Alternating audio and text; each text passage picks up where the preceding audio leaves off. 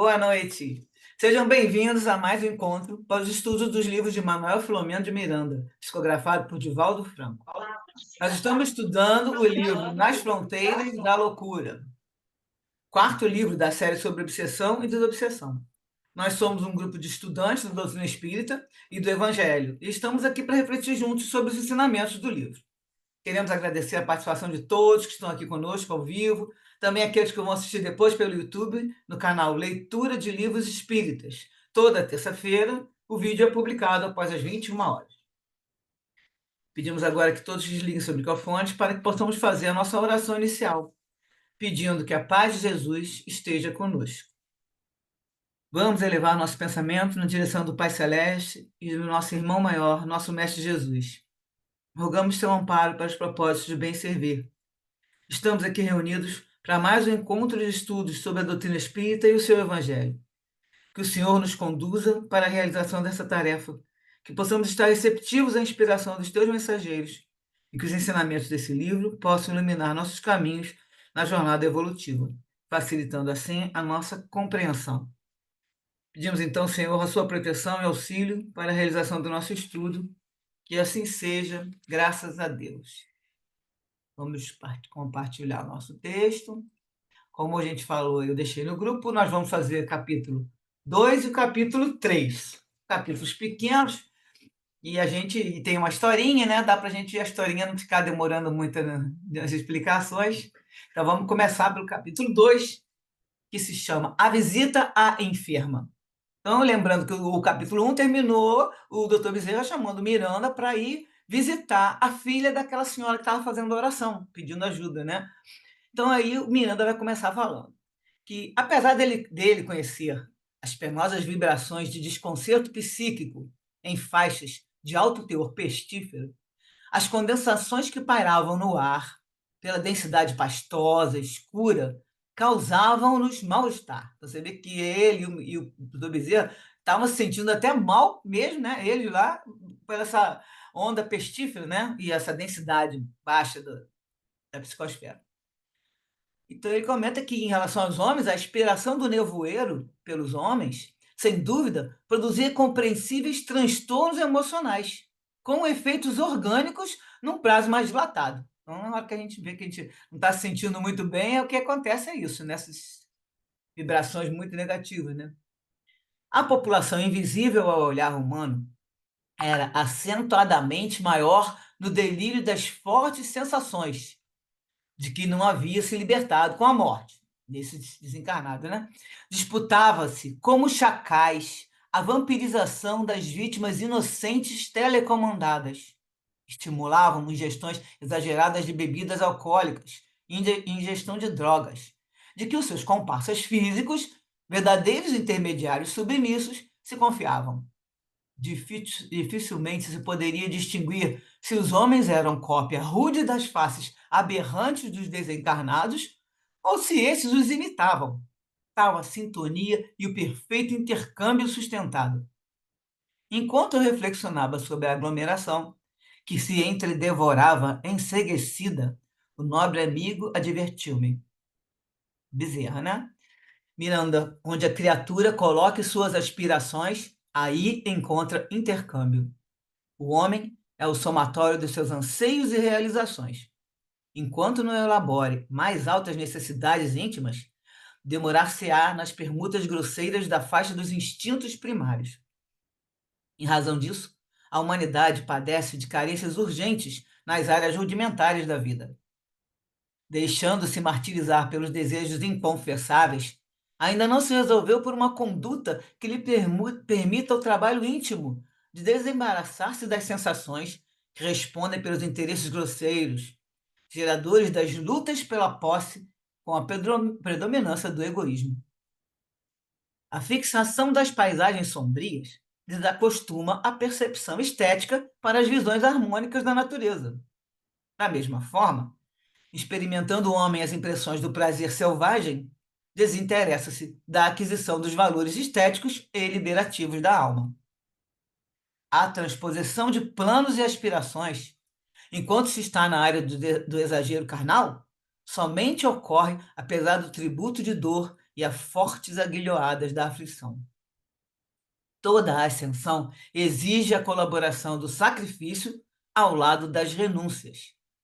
O fatalismo da vida é para o bem e a destinação é para a felicidade. Consegui-los ao impulso do amor ou conquistá-los apenas dos sofrimentos são as únicas escolhas que se terão para fazer. Até agora, a conquista do belo e a liberação dos vícios têm sido desafios para os espíritos fortes, que marcham à frente, despertando-os despertando-os da retaguarda, anestesiados na ilusão e acorrentados aos prazeres atrativos e venenosos. Então, os mais fortes vão na frente, que fala o espírito um pouquinho mais evoluído, mais, né, que está mais esclarecido, vão marchando, vão evoluindo um pouco e vêm despertando aqueles que estão ainda desligados, né, anestesiados na ilusão e acorrentados a esses prazeres, né, prazeres da carne, prazeres da sensação. Não nos cabe, todavia, duvidar da vitória do amor e do êxito em que todos conseguirão, hoje ou mais tarde. Os nossos deveres de agora constituem auxiliá-los a desvencilhar-se das fortes amarras que os infelicitam e convidá-los à experiência da renovação. Aí o Miranda vai comentar que eles chegaram numa área jardinada e aí ele diz que ele identificou o hospital psiquiátrico, onde estava internada a filha daquela irmã. A movimentação dos espíritos era acentuada. O hospital não se destinava apenas aos tratamentos dos pacientes encarnados. Vítimas e algozes de hoje, renovando os dramas do passado, em que as personagens mudaram de posição, mas não de sentimento nem de objetivos, estarreciam à primeira vista. Agora ele vai dizer que as descrições mais fortes, as pinturas com as cores mais vivas da ficção literária não conseguiriam retratar a tormentosa realidade. Ele sempre fala nos outros textos, nos outros livros, que ele fala que às vezes não tem como se exprimir, descrever essas cenas que são, como ele vai falar daqui a pouco, são dantescas. Como em parte alguma a criatura humana se encontra sem o paternal auxílio de Deus, notava-se a presença de entidades benfeitoras, que se especializaram no socorro aos alienados de ambos os planos da vida, participando dos trabalhos na caridade fraternal, ungidos de amor e profundo respeito às vítimas dos próprios enganos infelizes. Chegando à entrada do pavilhão central, fomos recebidos por gentil enfermeiro, que já conhecia o benfeitor, levando-os imediatamente à presença de nobre entidade, o Dr. Arthur Figueiredo. Fui apresentado na condição de participante da experiência caridosa, vindo a saber que aquele espírito fora, na Terra, nobre discípulo das teorias freudianas, ignorando ou esforçando-se por desconsiderar a problemática da imortalidade da alma, foi, no entanto, excelente trabalhador da saúde mental naquela mesma cidade.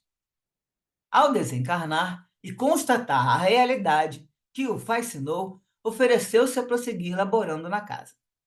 No momento, era o responsável direto pelos serviços espirituais que ali se movimentavam, dirigindo uma expressiva equipe de antigos médicos, enfermeiros e futuros estudantes das ciências da alma, que se reencarnariam com tarefas específicas neste campo, objetivando estes dias atuais, e aí eu coloquei o ano que estava acontecendo, que é esse livro, né, que foi publicado em 1982, e os futuros dias que se assinalariam pela complexidade afligente dos distúrbios mentais, emocionais e de comportamento, que é o que nós estamos vendo aí 42 anos depois, que foi cada vez mais tendo, né, essa situação de que ele fala que ia se assinalar, ia aumentar, né, essa quantidade de distúrbio mental, emocional e comportamento, e a gente vê isso claramente, né, hoje em dia.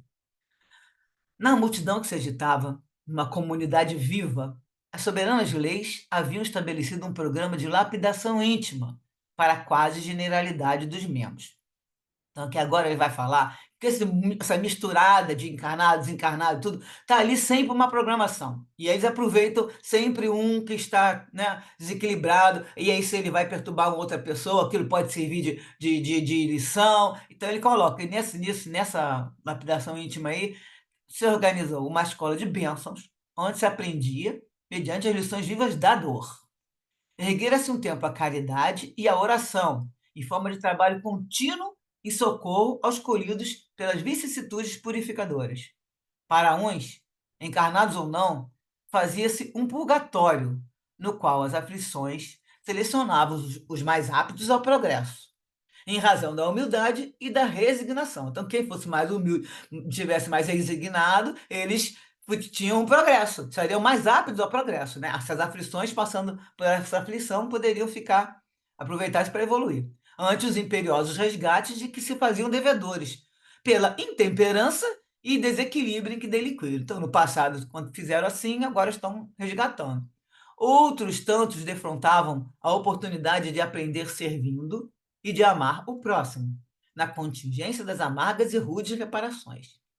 Expressivo número deles tornava-se inconscientemente instrumento da vida, fomentando o próprio crescimento e o daqueles a quem afligia. Então, um estava ali conscientemente, aceitando, né, tentando aceitar aquilo tudo, com resignação, outro estava ali como instrumento da vida que ele coloca, que é a hora que a pessoa inconscientemente está, por exemplo, causando uma empurrinhação para o outro, né? E ele não está fazendo aquilo ali, eu vou fazer de propósito, aquilo é inconsciente, ao mesmo tempo ele está servindo de treinamento para o outro, e aí misturou aqui nesse complexo, vai mostrar que todos estão interligados, né? É um laboratório vivo e pulsante. O local oferecia o resultado das experiências humanas, na ambivalência do bem e do mal, que a si mesmos se fazem as criaturas, mediante o livre-arbítrio de que dispõem no processo evolutivo.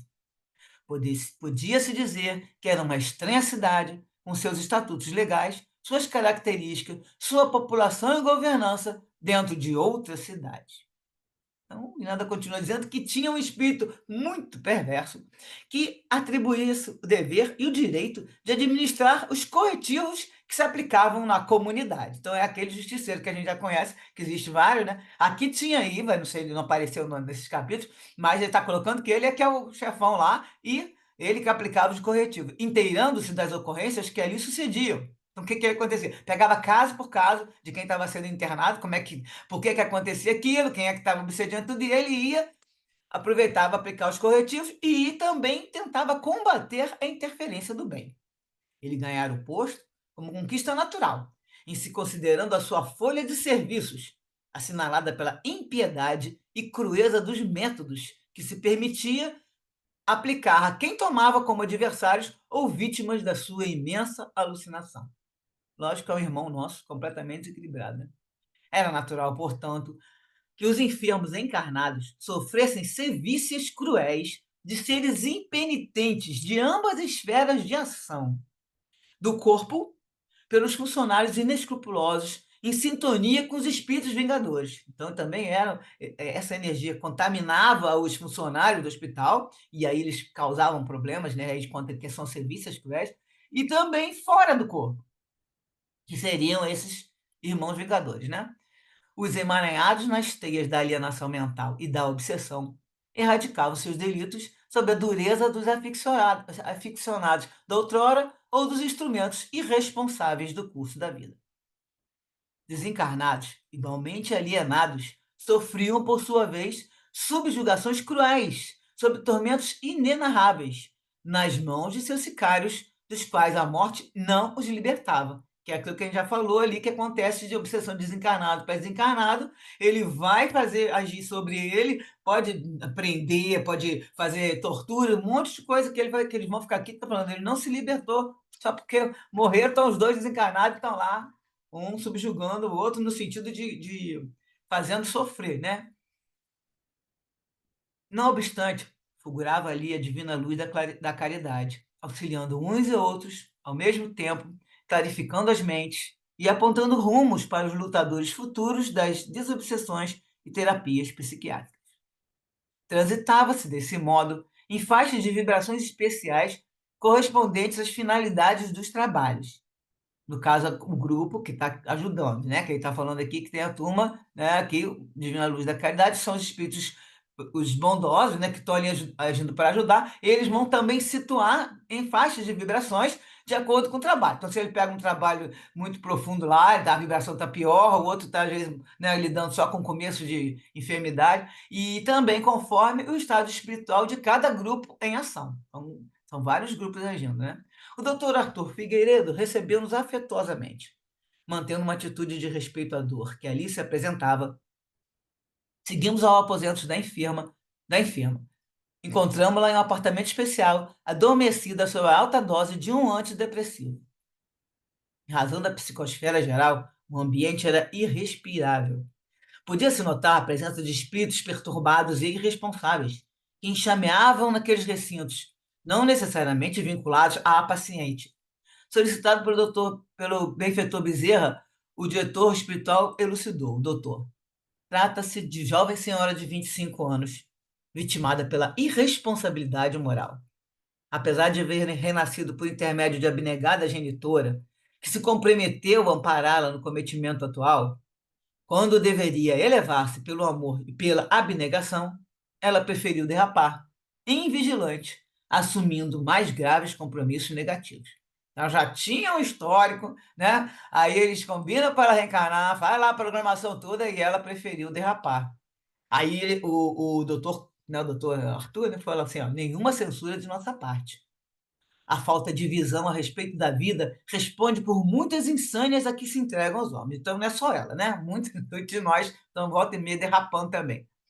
Quando se compreenda que o corpo é feito e não causa da vida, no qual se estabelecem as bases da elevação, quando se conscientize de que o berço é porta que se descerra para o corpo e que o túmulo é a que se fecha, sem que ninguém entre ou saia da vida, quando se estabeleçam metas que transponham os limites de uma breve existência corporal, será diversa a atitude a assumir-se ante as ocorrências e circunstâncias do dia a dia. Somente a visão reencarnacionista responde pela forma de uma perfeita integração do espírito no processo da ascensão. E a doutora Arthur continua: nossa irmã Jolinda é uma prova disso. O seu drama atual tem raízes muito profundas, que se encontram fixadas na existência passada. Do ponto de vista psiquiátrico, ela fez um quadro de psicose maníaco-depressiva, que a sigla é PMD, que se apresenta com gravidade crescente. Da euforia inicial, passou a depressão angustiante, armando um esquema de autodestruição.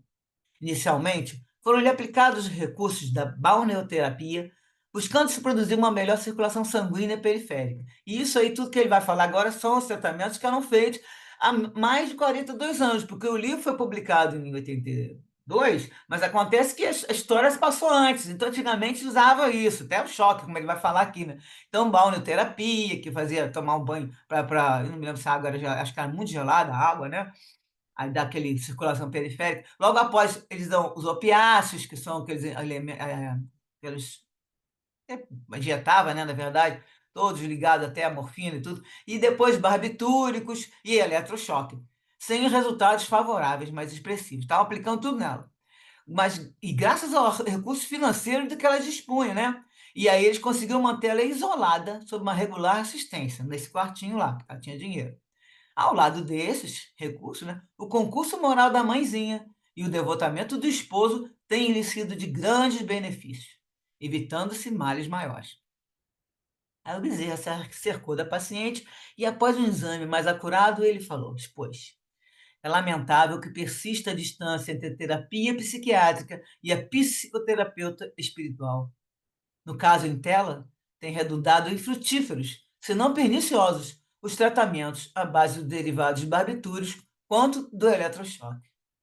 Embora vários fatores estejam presentes no caso da nossa Julinda, como estudaremos, são eles consequências de causas remotas que os produziram ao império da atual reencarnação. Então, aí termina o capítulo aqui e nós vamos para as referências. Então, ele já falou que nessa encarnação também ela já tem essas causas da aflição dela, já tem isso aí como também consequência.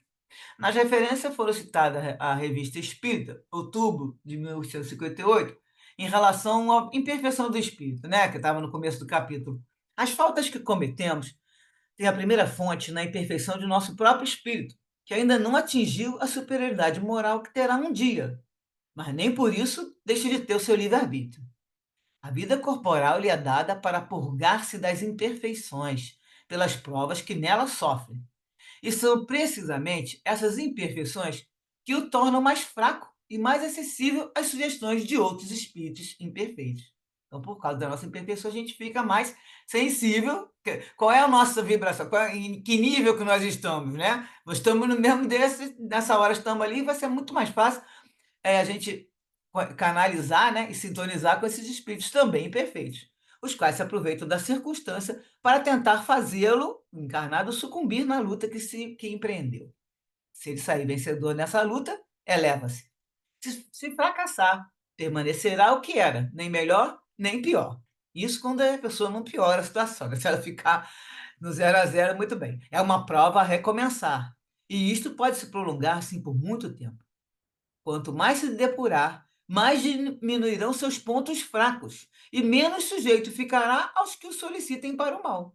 Sua força moral crescerá proporcionalmente à sua elevação, e dele afastar-se-ão os maus espíritos. Então, quando a pessoa tem uma moral elevada, né, o que a gente sabe, que aquela autoridade moral, os espíritos que querem fazer a maldade não conseguem, né? Aquele lance da sintonia de que você está irradiando, está irradiando energia positiva e eles não conseguem chegar nem tão perto para conseguir fazer uma interferência. Fica mais difícil. Na Revista Espírita de Fevereiro de 1859, tem a pergunta ao Espírito de São Luís, Kardec, né?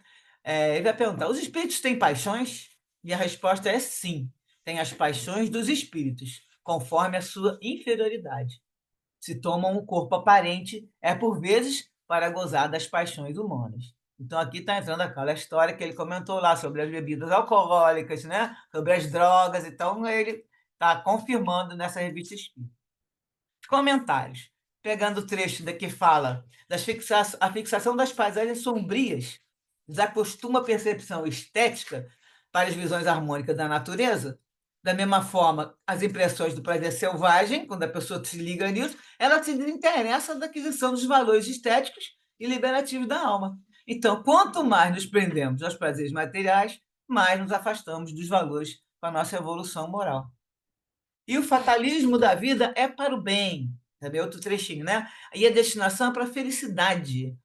Consegui-lo ao impulso do amor ou conquistar apenas sofrimento são as escolhas que a gente tem que fazer. Sofrimento e suor vão se funcionar como uma medicação compulsória. A lei é sempre de progresso. A escolha do caminho é nossa. E no livro Palavras do Infinito também foi colocada, que tem é de Emmanuel Chico Xavier. O livre-arbítrio é fatalidade. E aí perguntam para o Emmanuel, né? Está o homem subordinado ao livre-arbítrio ou à fatalidade? E ele responde: o homem está subordinado ao seu livre-arbítrio, mas sua existência está também submetida a determinadas circunstâncias, de acordo com o mapa de seus serviços e provações na Terra, que é o mapa reencarnatório, né? E delineado pela individualidade em harmonia com as opiniões dos seus guias espirituais antes da reencarnação. São aqueles que estão ali conosco, quando a gente está bem, né, consciente, planejando, eles vão mostrando o mapa e a gente vai, vamos aceitando, né? Já que não tem outro jeito, a gente vai, tenta dar uma negociada, mas estamos juntos sempre para fazer essa programação. As condições sociais, as moléstias, os ambientes viciosos, o cerco das tentações, os dissabores, são circunstâncias da existência do homem. Entre elas, porém, está a sua vontade soberana. Sempre a vontade, em primeiro lugar, que a gente tem que desenvolver. Pode nascer num ambiente de humildade e modéstia, procurando vencer pela perseverança no trabalho e triunfando das deficiências encontradas. Pode suportar as enfermidades com serenidade de ânimo e resignação. Pode ser tentado de todas as maneiras, mas só se tornará um criminoso se quiser. E também no item o efeito dominante, na esfera individual, o livre-arbítrio é o único elemento dominante. Então, a existência de cada homem é resultante de seus atos e pensamentos. O que se faz necessário é intensificar a educação pessoal de cada um. Se reconhecesse o quanto é passageira sua permanência na Terra, evitaria a influência nefasta do egoísmo e não prenderia o seu coração ao cárcere de desejos inconcebíveis, causas naturais de muitos dos seus maiores sofrimentos. Então, são todas respostas de Emmanuel nesse livro, Palavras do Infinito. Então, agora a gente vai parar, porque É o nosso intervalo para comentar o capítulo 2. Quero saber de vocês, se alguém tem alguma coisa para acrescentar, o que vocês acharam, se tem alguma dúvida.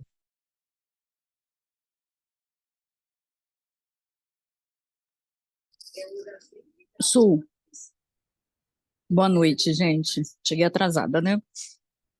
Ah, Então, o livre-arbítrio, né, é que realmente a gente é o que domina. Então, quando nós não temos a consciência, vivendo naquela, naquele, no turbilhão da vida, né? Na vida material, é só trabalho, é transporte, é família, é problemas, etc.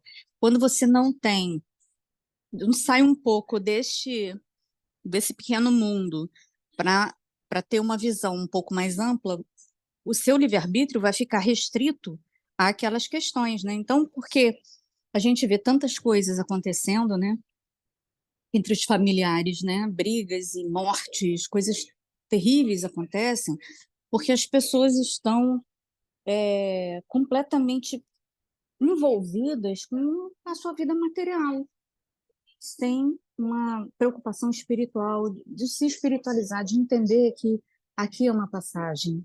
O Espiritismo ele traz essa mensagem para a gente, por isso tem muita gente que não gosta, porque não é uma mensagem que vai dizer para você, pode confiar em Deus e toca a tua vida, não precisa fazer nada.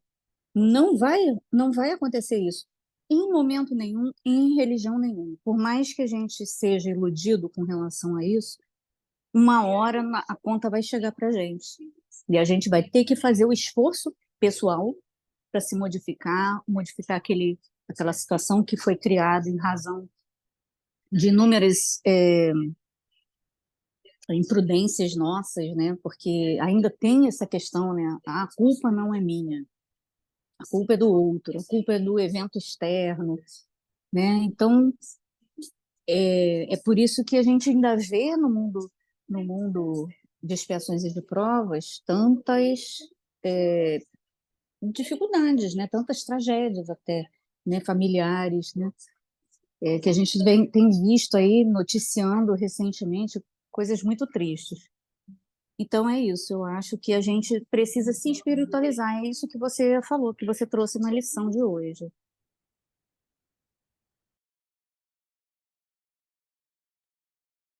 exato. Quem mais? E, e assim, e assim, para completar, desculpa, Su, é, não é uma coisa fácil, a gente sempre conversa sobre isso aqui, né? Usar e abusar do nosso livre-arbítrio, a gente faz em um estalar de dedos. Depois, para consertar aquilo que a gente fez, a gente leva, às vezes, anos, né? Para corrigir. Então, é essa coisa da gente ter o cuidado e perceber. O mais importante é esse esclarecimento. Quer dizer, não é que é o mais importante, mas é o primeiro ponto, né? O ponto de partida para a nossa transformação é essa informação trazida, né? Olha, tem até um vídeo no Amigos da Luz que é muito engraçado, que a menina ela liga para o amigo brigando com ele, porque ele emprestou para ela o livro dos espíritos, e ele, mas por que você está brigando comigo?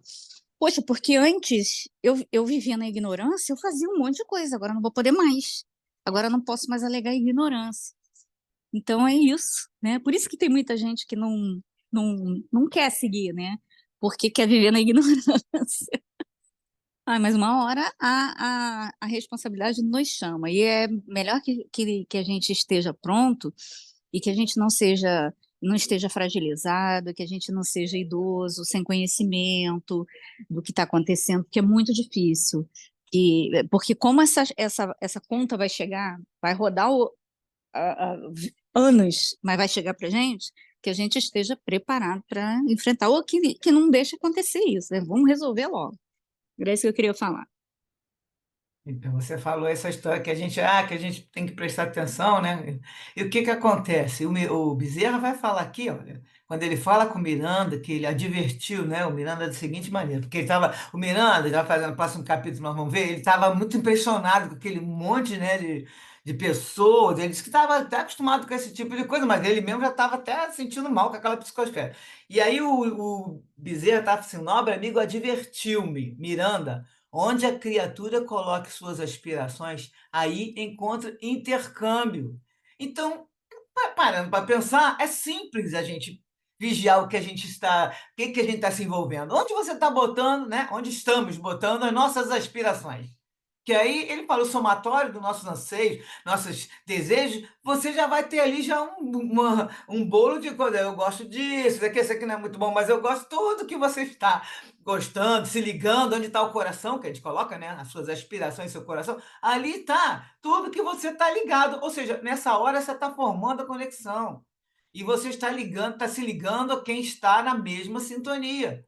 Então, prestar atenção, onde é que você está fazendo a expressão? Por isso que a gente sempre fala que vamos ter leitura, a gente tem aquele roteiro, né? Que a gente passou, leituras e vídeos, e televisão, e espetáculos, seja o que for, que sejam edificantes, que você está vendo que aquilo ali vai fazer bem para o seu espírito. Porque a gente pode, às vezes, estar rindo, e uma coisa que não é legal você estar rindo, né? Rindo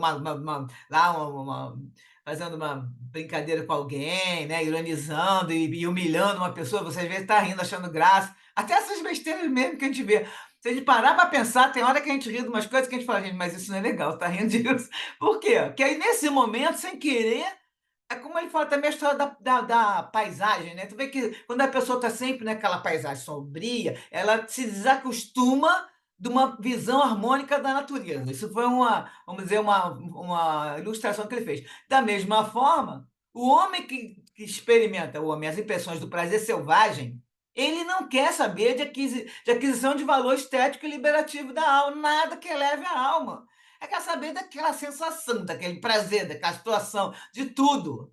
E acho que é no próximo que a gente vai falar algumas coisas aqui, que ele, no caso, é exatamente o hedonismo e tudo. A pessoa, e hoje em dia tem muitas coisas acontecendo nesse sentido, ela quer saber que a vida, aquele discurso que a gente comenta sempre, mas a vida é curta, eu tenho que aproveitar. Gente, não é isso que é aproveitar a vida curta, não. Ela é curta no sentido que você tem que aproveitar para poder dar mais um passo, subir mais um degrau. Não é ficar fazendo o que você está achando porque a vida é matéria, né? Então, nisso tudo, ele coloca aqui, toda ascensão exige a colaboração do sacrifício ao lado da renúncia. Não tem jeito, nós não estamos em um planetinho ditoso, já feliz, nós temos que passar. Se a gente está aqui, está passando por isso, é que a gente tem que passar por isso.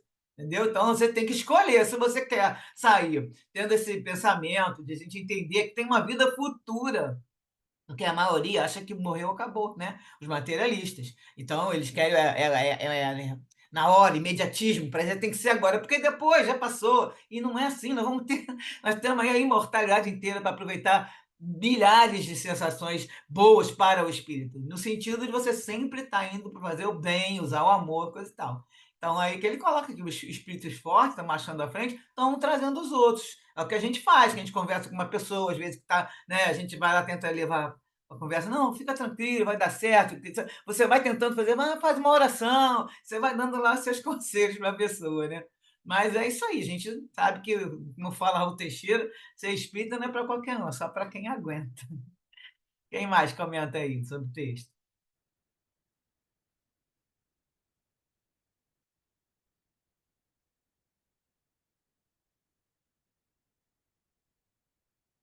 Tá todo mundo todo tranquilo? Não tem mais dúvida nenhuma, não?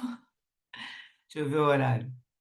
Ainda está cedo ainda, podemos até comentar mais uma coisa, só nesse momento que ele fala também aqui, se a gente prestar atenção, né, que o hospital que ele fala, e como no caso dos hospitais psiquiátricos, sempre tem muitas essas histórias, esses amarrados, os dramas do passado, ele coloca, né? Vítimas e algozes de hoje. Então, ali, personagem que muda de posição. Um foi o algoz na outra existência, nessa agora é a vítima, e fica nisso, sempre com o objetivo de fazer o quê? De se vingar, um se vingando do outro, né? E aí ele fala que né, não tem livro, né, que diga, nenhuma pintura que mostre essa realidade, que ele fala que é aterradora. Estarrecia à primeira vista. E mesmo assim tinham lá as entidades benfeitoras, mas essas entidades só podem chegar perto daqueles que estão abrindo a brecha do quê? Do arrependimento, já está de cansaço, já está ficando com tédio de estar fazendo maldade, que às vezes acontece isso, ou você vem o amor tentando chegar perto, e aí eles trazem sempre umas entidades mais que estão ligadas a essas pessoas, e eles fazem lá essa movimentação. Só que no caso de hospital psiquiátrico é uma coisa bem puxada mesmo, porque está ali a maioria, né, que ele comenta aqui que todos, né, no próximo capítulo vai falar também, todos estão ligados e não começa assim, ele tinha uma doença porque ele começou quando era pequeno, é genético. Não tem isso, gente. A gente sabe que nada por acaso. E essas doenças sempre estão ligadas a uma história. E Bezerra vai ficar. Bezerra de Menezes vai falar nos livros desse, que daqui para frente ele vai aparecer em vários, acho que aparecem em todos. Ele vai sempre reafirmar isso aí, que sempre tem uma causa. Que se não tem no iníciozinho, logo depois entra. Porque assim, a pessoa, como o caso que a gente viu no outro livro que passou agora, no Tramos de Destino. Ela começou com problema de quê? Ela tinha muita culpa, aí ela começou a ficar desnorteada, desequilibrada, a menina lá, né? E foi embora e começou a ficar, aquela culpa foi piorando, e aí o que acontecia? Já tinha, sim, um espírito ligado a ela, só que ele não estava causando tanto aquele sintoma no início, depois só foi piorando. Então, no início, a própria culpa dela, o que faz? Até aquilo sinaliza para o espírito, né? Ele acha, porque às vezes eles não estão encontrando a pessoa que eles estão com raiva, eles acham sentindo aquela energia, né? Vimos aqui vários casos, a energia e ele vai se liga àquela pessoa. Então, assim, mas sempre tem uma história antiga, né? Na conversa, no caso dos tipos de obsessões que vão trazendo aqui no livro. Bom, vocês estão muito calados, eu vou continuar, senão depois a gente vai ter mais comentário depois. Aqui eu vou botar o resto do. Passar para o capítulo 2 agora, capítulo 3, né? Passa aqui. Então, aí eles terminam aqui dizendo que o Bezerra falando que caso dela já tem uma ligação nessa encarnação, mas também causas remotas. Então, vamos ver. Aí fizemos comentários, vamos ver o que vai ser. O capítulo 3 agora é delito oculto. Então, vamos saber por que essa história chegou aí. Começa o Miranda falando. Na patogênese da alienação mental, sempre defrontaremos um espírito falido em si mesmo. Então, aí, de cara, é um espírito que já tem problema com a própria consciência, né? Atormentando-se sob a injunção reparadora de que não se pode deslindar, senão mediante o cumprimento da justa pena. Pena, penalidade, punição, tudo representa corretivo, castigo. Essas palavras, sempre quando aparecem, e Kardec coloca, que no caso o Miranda também, se você for no dicionário, você vai ver que todas elas têm, ele está relativo a corretivo. Então, Kardec, quando colocava lá que ia ser punido, né, às vezes colocava até punido, punição de Deus, coisa e tal, sempre era o corretivo. A pessoa vai receber um jeito de se corrigir. E aí era daquela maneira. Na lei, né, a lei de Deus tem lá a sua causa e efeito, né, que a gente fala, e a consequência, e nesse caso, sempre vai valer como corretivo. Então, a pessoa que começa, ela se defronta com um espírito falido em si mesmo, que a consciência não está, né, tá com aquilo ali guardado, e vai ter que se atormentar com uma reparação, mediante o quê? Cumprindo esse corretivo que se submete pelo processo da evolução. As soberanas leis não podem, em hipótese alguma, sofrer defraudações, sem que se estabeleçam critérios automáticos de recomposição, em cuja tarefa se envolvem os que agem com desregramento ou imprevidência. Então, o critério, gente, é automático. Você desequilibrou, vai ter que equilibrar. Você semeou, vai ter que colher. Entendeu? E isso aí não faz parte de ninguém ficar assim. Isso faz parte da lei da vida. Agora, a pessoa fazendo depois, se transformando, como a gente sempre fala aqui, né? Tentando se esforçando para melhorar, ela consegue modificar, porque no momento que você está fazendo as maldades, você está irradiando. Sempre coloco dessa maneira simplesinha para todo mundo perceber e botar na cabeça desse sentido, jeito fácil assim de pensar. Você irradiou vibrações negativas. Você desequilibrou o universo quando você faz qualquer coisa fora da lei de Deus. Ou seja, quando você faz esse movimento de fazer uma maldade, uma coisa qualquer, um erro, um equívoco, você já está, aquilo ali foi para lá, agora você vai ter que automaticamente a lei vai te fazer recompor. Então você recompõe como? Às vezes, e com você mesmo, com outras pessoas, e muitas vezes. E aí é aquela hora que a gente fala, né? Se não aprende pelo amor, vai pela dor. Então recompõe muitas vezes com expiações, ou se você está vendo que você já, né, você tomou consciência, acordou.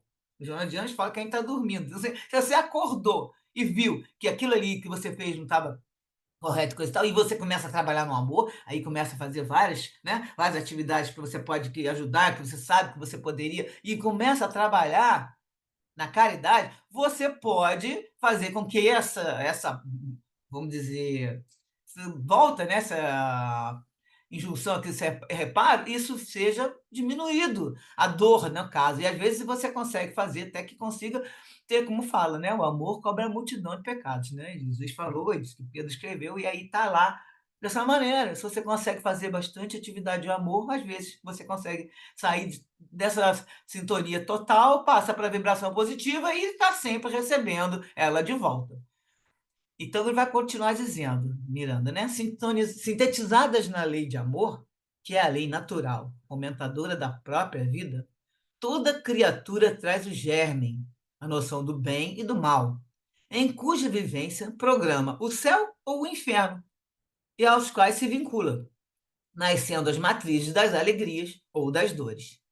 Não há nesse estatuto nenhum regime de exceção em que alguém goze de bênção especial, tampouco de qualquer premeditada punição. Então, não vai ter o céu e o inferno, ninguém vai te colocar essa possibilidade, é você que coloca para você, né? Você que cria a sua vida. Quem elege a paisagem pestilencial, nela encontra motivos de êxtase, tanto quanto aquele que ama a sensibilidade penetra-se de beleza na contemplação de um raio de sol ou de uma flor, inundando-se de silêncio íntimo para escutar a musicalidade sublime da vida. Não existe, portanto, uma dor única na alma humana que não proceda do próprio comportamento, sendo mais grave o deslize que se apoia na razão, no discernimento capaz de distinguir as balizas demarcatórias da responsabilidade que elege a ação edificante ou a ação comprometedora. Então, o que ele está dizendo aqui? Não, sempre é do seu comportamento, não adianta. E é pior ainda quando você, que não é uma pessoa, né, que tem problemas mentais e problemas de limites de raciocínio, que você não consiga, você está distinguindo ali a sua responsabilidade. E aí você escolhe, eu vou pelo lado edificante, né, a ação moral, ou uma ação comprometedora, vou causar um problema, um disputa, porque eu estou, mas sabendo ali, uma coisa que se apoia na razão. Então ele fala que é pior ainda, né? A paisagem torpe e angustiante da alienação mental, tanto por distúrbios psíquicos como por obsessões espirituais, não deixa de ser profundamente constrangedora, acompanhando-se o entorpecer do raciocínio com o decorrente mergulho nas águas do primitivismo animal. Reflexionávamos, e aí a Miranda falando, ele bota sempre, às vezes no plural, reflexionávamos a esse respeito, no pequeno apartamento de Julinda, enquanto ouvimos os impropérios do desespero na circunvivência. Ele está escutando tanto encarnados e desencarnados, né? Então ele está escutando aquelas, né, as ameaças dos outros quartos por ali, em que aí ele fala que duas populações, a de encarnados e desencarnados, se engalfinhavam na tremenda batalha da loucura desenfreada. As cenas dantescas afligiam. Embora relativamente acostumado à visão do tresvairar das criaturas, e pensando nos que jornadeiam descuidados, malbaratando o patrimônio do corpo, não pude reprimir as lágrimas de sincero pesar pelos que se encontravam na escola disciplinadora da dor, como pelos que avançavam sorrindo, embriagados, para afogar-se no rio da desesperação, e se impunham desde então. Então, a própria pessoa se impõe isso, ela está escolhendo, e aí ela vai acabar fazendo. Isso é o futuro, né? Que está criando. Percebendo-me, agora olha só o aviso, na a perigosa área de raciocínios em que me entranhava, o bondoso mentor advertiu-me com sabedoria. A segunda advertência dele. Miranda, convém não esquecermos a vigilância educativa do todo amor. Confrange-nos acompanhar o padecimento dos nossos irmãos em desalinho. No entanto, a nenhum deles tem faltado a bênção do socorro de maneira direta ou não. Da mesma forma que não lhes foram escassas a inspiração divina, as diretrizes para uma vida reta, nem os exemplos de comportamento digno, dos quais pautassem a própria conduta. Havendo opção com a qual cada um se afina, derrapando na ação em que se compraz, a presença da justiça torna-se incontestável para hoje ou mais tarde. Jesus na condição de supremo legislador da Terra, formulou um princípio conciso e incisivo, no qual se encontram todas as leis e profetas da justiça e do bem. Amar a Deus sobre todas as coisas e o próximo como a si mesmo, reunindo os conceitos no amor, mediante o desdobramento do não fazer ao próximo o que não desejar que este lhe faça. Aqueles que se atribuem direitos e privilégios especiais, na má usança da vida a que se permitem, aliciam os verdugos que os submeterão, como consequência do comportamento ingrato e pernicioso de que se utilizam, vindo a experimentar o corretivo que os despertará para o respeito ao seu irmão e aos quadros educadores da escola terrena. Isso, naturalmente, não nos libera do dever de ajudá-los, considerando que, a nosso turno, já atravessamos situações penosas idênticas nas quais fomos socorridos. Do mesmo modo, ajuda-nos a vigiar os próprios pensamentos e atos, facultando-nos a convivência com a dor, exercitando-nos a compaixão, o amor e a caridade. Então, mantenhamos a nossa solidariedade e participemos das suas emoções, sem nos deixarmos contaminar pelos miasmas do desânimo, do medo ou das ideoplastias fantasmagóricas, vitalizadas pela rebeldia e ingratidão ao Pai Criador e ao Cristo Amor. Aí o Miranda escutou porque o que ele estava fazendo? Ele estava se comovendo ali com a situação, só que ele a situação posta para eles que criaram. Então não é para ser uma pessoa, para reparar bem, os espíritos superiores, né, que já passaram por isso há muitos e muitos anos, eles já olham para a gente como irmãos crianças, né, que não sabem o que faz, e assim, tipo, entre aspas, né, porque você faz e já é adulto, na verdade, você está colhendo o que você semeou. Então, ele falou ali, presta atenção, porque todo mundo aqui já recebeu, está recebendo a orientação há muito tempo, não vai porque não quer.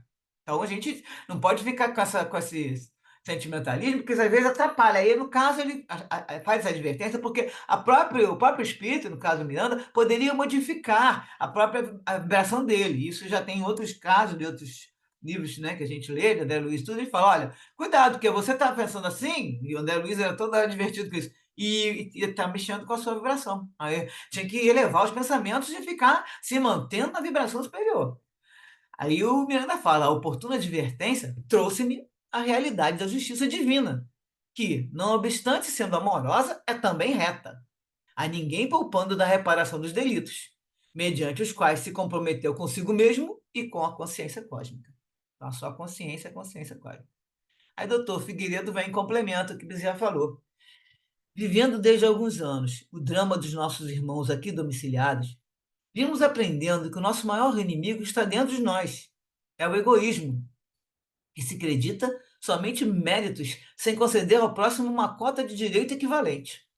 Graças a essa conduta infeliz, tal visão fomenta o ódio, gera discriminação tormentosa, envenena-se com os tóxicos da insatisfação e da revolta. Como efeito, todo infrator imprime na consciência, onde se inscrevem as divinas leis, os critérios de resgate em que se fixam os erros. Cada criatura, embora inconscientemente, sabe a razão de seu sofrimento, porquanto nas paisagens mentais se encontram os clichês das suas infrações, revoltando-se ou fazendo-se crer injustiçada por mecanismo de evasão ou preguiça largamente cultivada que se transforma em anestésico da alma. Então, a pessoa pode ser inconscientemente, ela fica fingindo que não é, não fiz nada, quem sou eu, por que, que eu sofro, né? Por que comigo?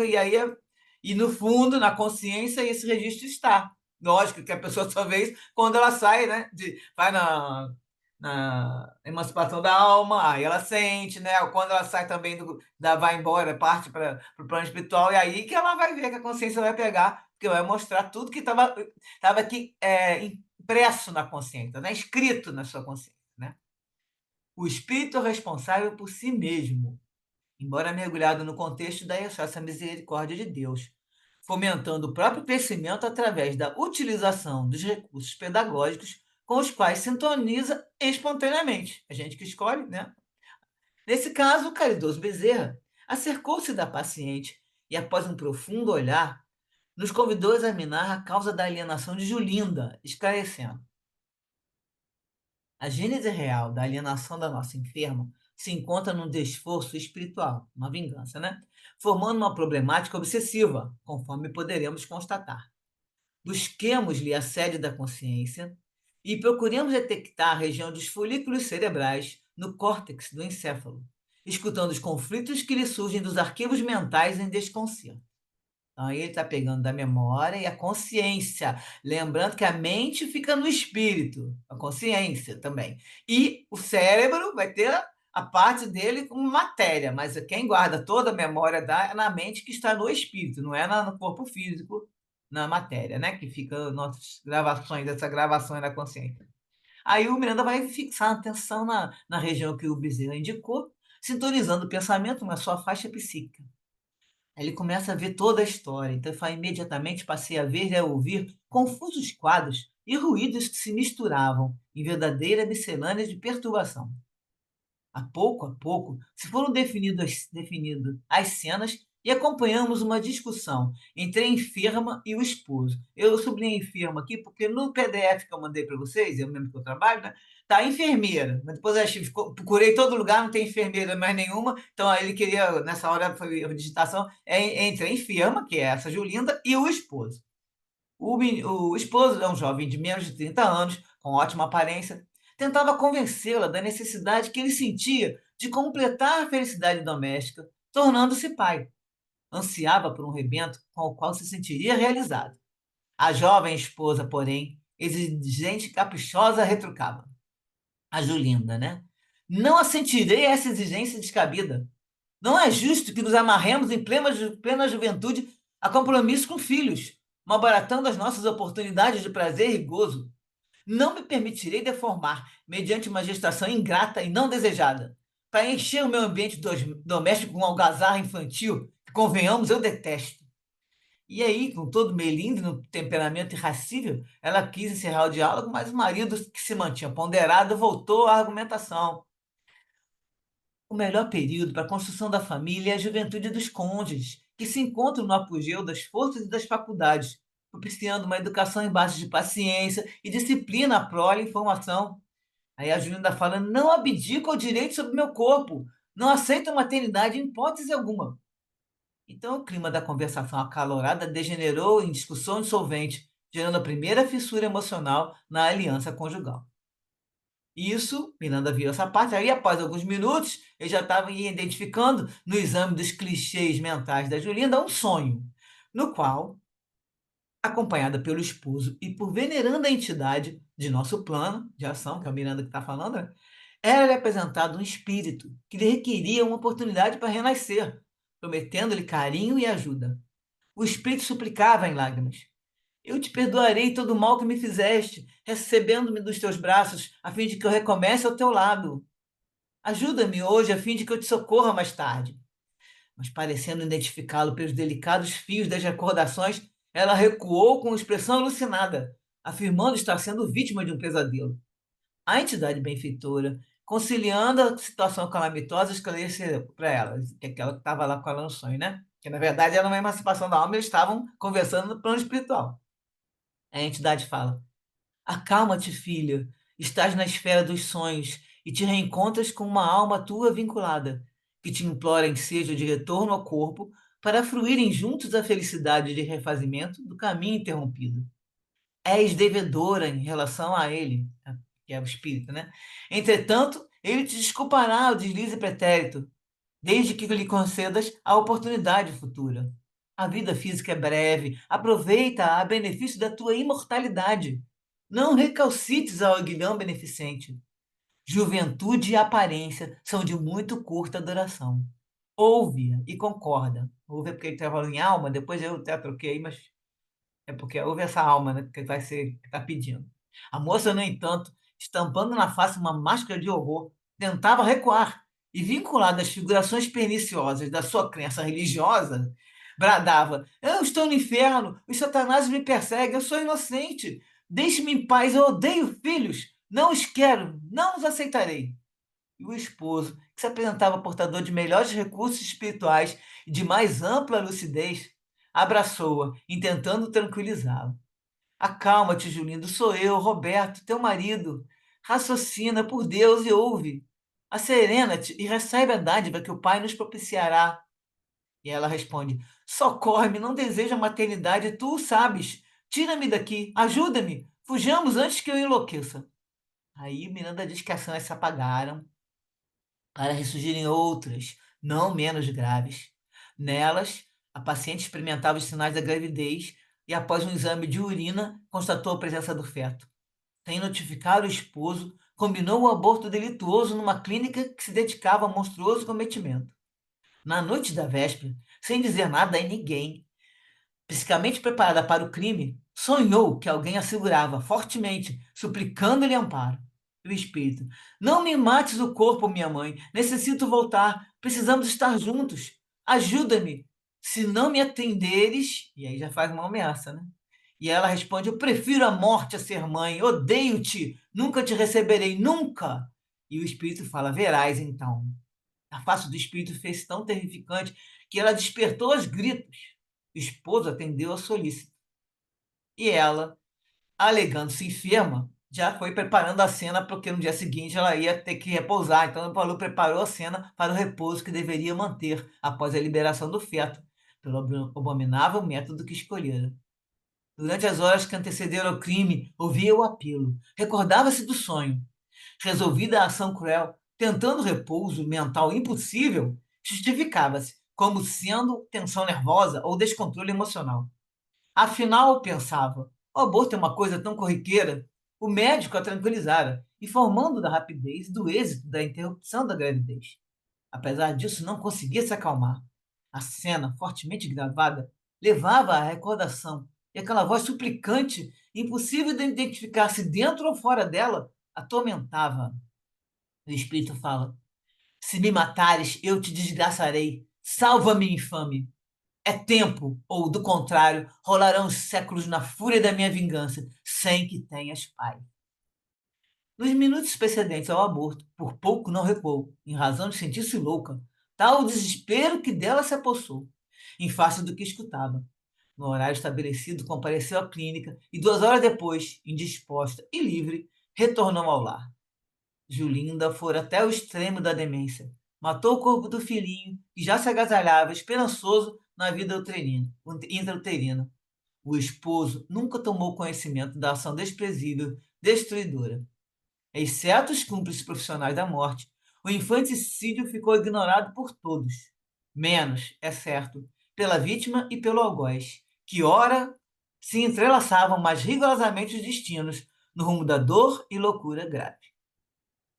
Então, agora vamos para as referências do livro dos Espíritos, quando vai falar inicialmente sobre a história lá da pessoa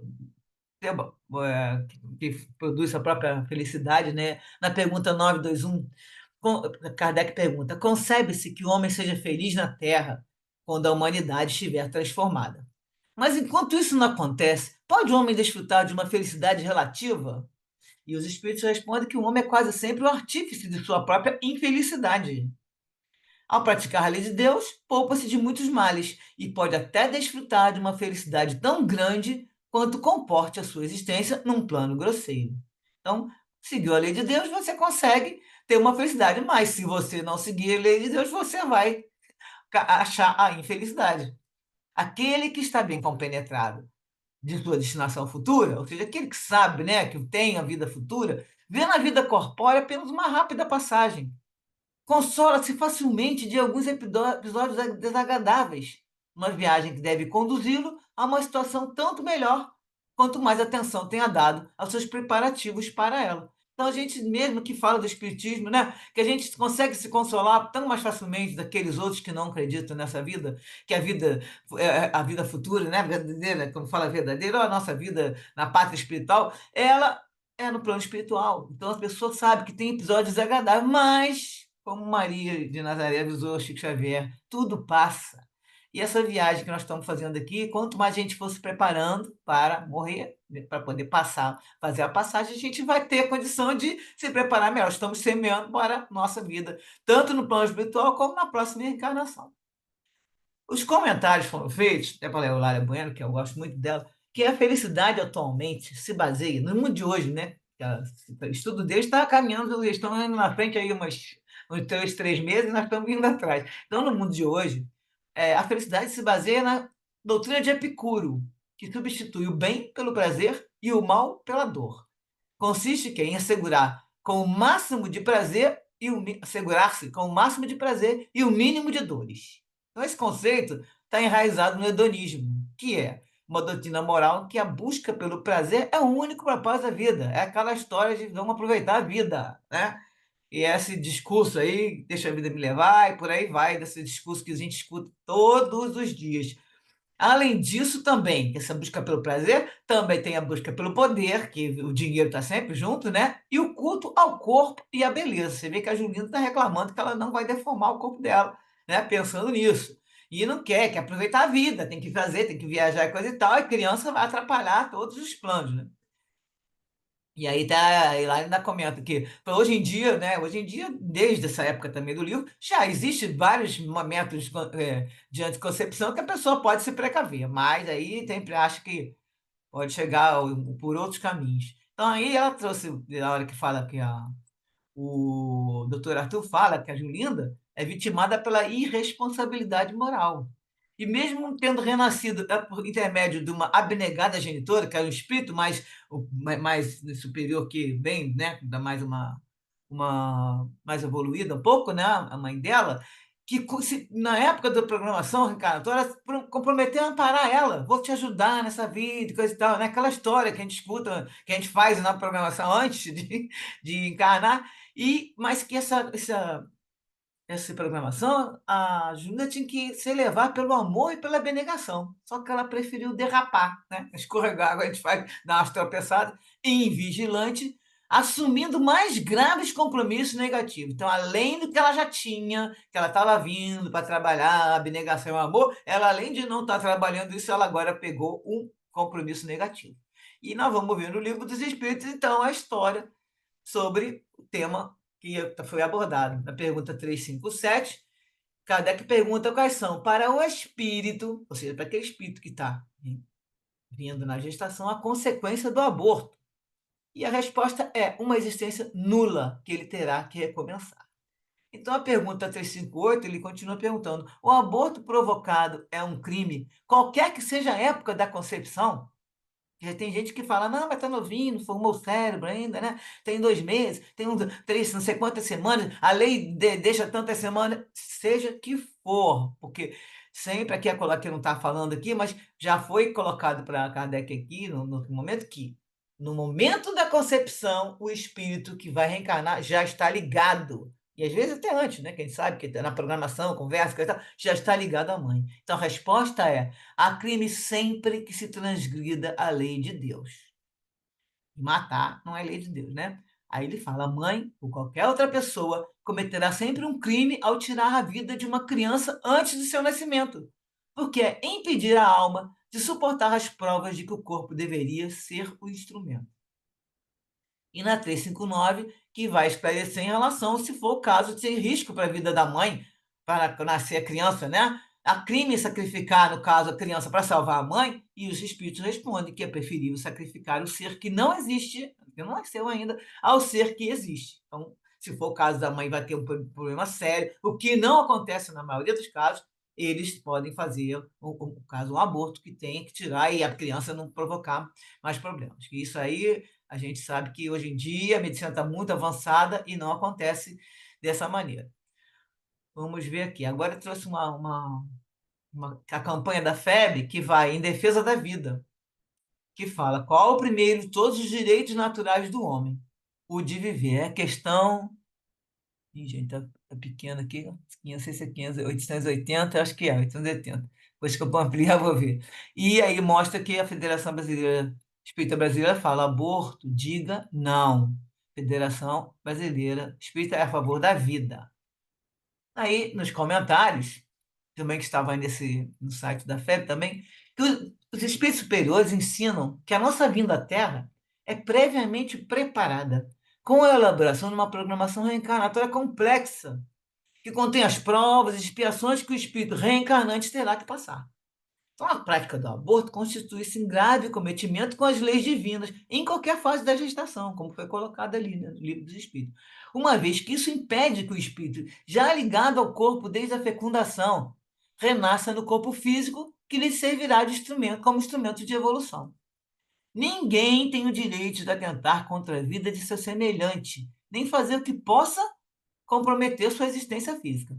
A grávida, então, não tem o direito de escolha entre abortar ou não, pois que a vida que é gerada dentro de si não lhe pertence. É uma outra vida. Então, o espiritismo, no caso o espírita verdadeiro, ele é contra o aborto, seja qual for a alegação que exista para poder falar que é para fazer o aborto. Tem as sugestões, disso aí foi eu que trouxe, não foi nem da live lá, que eu sei que eu conheço, do filme Deixe-me Viver, eu vou mandar depois o link para vocês, no final quando eu enviar o vídeo, né, do YouTube, que é do livro do Espírito Luiz Sérgio, e aí o texto dele, fizeram adaptação para o filme, interessante, para quem não viu, é do YouTube. Tem um filme, um documentário, chama O Grito Silencioso, que mostra o processo do aborto e comprova, a ciência comprova que desde pouquíssimas semanas aquele feto já grita, que eles falam que é o grito silencioso, já está ali sofrendo, e o livro também, que é do Gerson Simões Monteiro, chama A Vida Pede Passagem, que traz a prevenção do suicídio e do aborto. Como complemento, temos aqui também o livro Pensamento e Vida, aí já em relação à história da pessoa ficar com isso na cabeça, né? E no caso, a culpa, que vem no capítulo 22, falando que toda exceção do dever a cumprir traz consigo o arrependimento, que, reforçado no espírito, se vai acompanhar de resultados cruéis, a culpa, no caso, né? Exigindo, pois, vezes demoradas existências de reaprendizado e restauração. Às vezes a pessoa não consegue se livrar de um ato como esse assim, fica com aquela culpa e passa de uma encarnação para outra porque ela não consegue trabalhar aquilo dentro dela, né? No capítulo 11 desse mesmo livro, Pensamento e Vida, sobre o berço, vai falar que retomamos assim, através do berço, o contato direto com os nossos credores e devedores, para a liquidação dos débitos que contraímos, cujo balanço efetivo jaz devidamente contabilizado nas leis divinas. Nada acontece por acaso, a gente vai encontrar, né? Vai fazer liquidação dos nossos débitos, a prestação, seja o que for, à vista. Capítulo 12, mesmo livro, Família, vai falar: família consanguínea entre os homens pode ser apreciada como centro essencial dos nossos reflexos agradáveis ou desagradáveis, que o pretérito nos devolve. Então, o que nós fizemos no passado, vamos ter os reflexos agradáveis ou desagradáveis na nossa família consanguínea. E aí não precisa ser pai, mãe, pode ser irmão, pode ser primo e todo mundo. Vai pela família, avô, avó, tia, todo mundo está interligado. Tem gente que já tem histórias antigas muito sérias, outros não, são afetos, tem os desafetos, e também tem aqueles que renascem na família, mas não são daquele grupo, mas nascem ali para poder trazer alguma experiência para a família, né? Deixa eu ver o horário aqui. Então, vou fazer aqui, por final, uma mensagem que eles colocaram também, muito bonita, que é do Dr. Bezerra, numa psicografia dele, no Divaldo Franco, em novembro de 84, quando ele vai falar essa frase aqui, que nós já comentamos no capítulo, que ninguém passa pela Terra em regime de exceção. E a mensagem o recado é para todos nós. Vós rogastes, antes do berço, a oportunidade do mergulho carnal para construir um mundo melhor. Suplicastes emocionados um ensejo de abraçar a doutrina libertadora, para com ela implantar no coração dos homens e no vosso também o reino de Deus. Elegestes a hora difícil, a fim de demonstrar o valor do conteúdo doutrinário diante das lutas renhidas que deverias enfrentar. Chegado é o momento de viverdes quais novos cristãos primitivos. A mensagem aqui de que Allan Kardec foi o embaixador especial. Não estranheis, portanto, o campo rude onde vos encontrais a laborar. A luta que defrontais é o resultado inevitável do choque das paixões. Tomai por modelo Jesus, e utilizando a instrumentalidade da ciência, enfrentai o ateísmo com a sua expressão nihilista, né? Tudo nada, né? E o mundo acaba, né? Porque morreu, acabou. E utilitarista, né? Aquela imediatista também. Você só pensa em aproveitar. Com os conhecimentos cimentados no fato. Que a gente vai rebater, na casa da ciência, essa situação com nossos conhecimentos no fato de quê? Que existe a imortalidade da alma, a comunicabilidade do espírito e a reencarnação. Mas, sobretudo, vivei a ética do espiritismo, que não é outra senão a ética do cristianismo primitivo. E aí ele fala o título, né? Ninguém passa pela terra em regime de exceção. Tende tento, que é atenção, né? Tende tento, filhos, vigiai a respeito do fermento da dissensão, ou seja, das desavenças. Vê? Você percebe a hora que o pessoal começa a insuflar discussões, né? Vigiai. Estais no posto do trabalho e da fidelidade, sobretudo a Jesus e a Kardec, nessa hora de graves definições. Nenhum de vós, encarnado ou desencarnado, tem direitos especiais na lavoura do Evangelho, senão o dever de servir e servir mais, até a exaustão das nossas forças.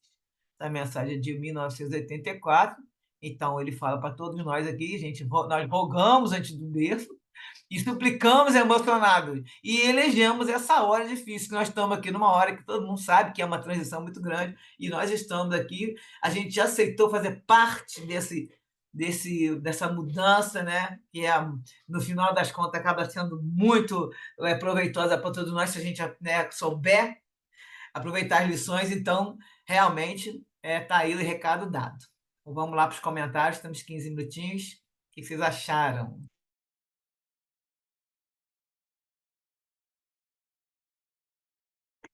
Tutane, se nós formos, se nós fizermos uma análise fria, né, dessa situação tão terrível, né, que é chegar a esse ponto do aborto, nós vamos observar que tem tudo a ver com as nossas imperfeições, né? A gente não precisa ir muito longe para chegar a essa conclusão. Imperfeição no sentido de que, é, seja pelo fato de ser uma vaidade, uma atitude irresponsável e imatura, né? Seja por medo, que a mulher, né, tem diversas razões, né, para a prática do aborto, né? Mas se você observar o envolvimento em todas essas situações, ela sempre está ligada a essa imperfeição, a algumas vezes ao apego à vida material, no caso de uma pessoa que, né, que faz isso pela vaidade física, né? E a questão também da violência, porque e só está se discutindo isso bastante agora, né? Porque existe essa violência.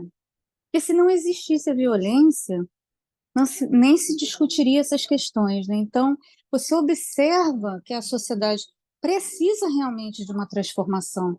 Um mundo de regeneração, você não tem esse tipo de abordagem, né? Você não vai entrar nesse tipo de questão. Essas questões não existirão, né? Então, isso faz parte da nossa evolução, a gente mudar o patamar, né, para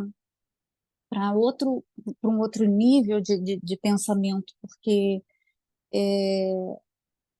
o nosso ambiente terrestre está tão contaminado da violência, da falta do amor ao próximo, da família, da, da o excesso, o apego excessivo à matéria, né? Tudo isso, se a gente consegue vencer tudo isso, a gente nem estaria falando sobre esses assuntos, né? Então, eu acho que a gente ainda falta muito, né? Mas eu vejo que nós estamos caminhando devagarzinho, né? Para uma evolução, porque se você for pegar essas histórias de 40 anos atrás, 30 anos atrás, que ainda é na nossa geração, a gente vê quanta coisa já melhorou, né? Então, é nesse tipo, é nesse contexto, né? Vamos pensar que daqui a 40 anos a gente já não vai mais falar sobre esses assuntos, a gente não vai mais ficar analisando se é legal, se não é, se é moral ou se não é, porque isso não existirá nesse nosso contexto. Eu torço muito para isso, para que isso aconteça. Deus quiser, né? Sandra Pereira tinha levantado a mão, abaixou. Vai falar, Sandra Pereira? Sim, eu só abaixei porque eu vi que você já tinha visto. Essa, essa questão do planejamento, né? A gente está só avaliando a questão da encarnação deste espírito. Mas o planejamento é de tantos outros espíritos que vêm compor, por exemplo, a família, né, que ele daria início aqui no planeta, né? Todas as decorrências da atitude dele, de transformação, né, do ambiente, de si mesmo e desse grupo todo que ele iria influenciar, né? Então, assim, a quantidade de coisas que se perde por causa de uma ação desse tipo, praticamente a gente não tem nem dimensão disso, né? Não é só aquela encarnação que é planejada, é todo um grupo familiar, de repente, toda uma célula de trabalho, né? Imagina que esse espírito, né, com a consciência de tudo que ele tem, ele poderia, né, vir planejado para implantar um centro espírita, para transformar a vida de tantos outros, né? Então, assim, essa questão do planejamento é muito séria e é muito ampla. A gente não tem ideia, né, de quão ampla é. Você vê que teve um momento que ele falou, né, que é uma programação com complexidade, como você está falando, né? Então, que você vê, é, é, o- vai ter uma programação aqui, ó, elaboração, estou achando aqui, os espíritos superiores ensinam que é previamente preparado com uma elaboração de uma programação reencarnatória complexa. Todos, é a prova e expiação para o espírito que vem, mas também tem a prova e expiação para aqueles que você falou, toda a família envolvida. E aí tudo já estava. Quando a gente conta essas histórias, ele mostra: olha, agora vai ser sua mãe, vai ser pai, e vai mostrando aquela abertura, né, de pessoas vinculadas.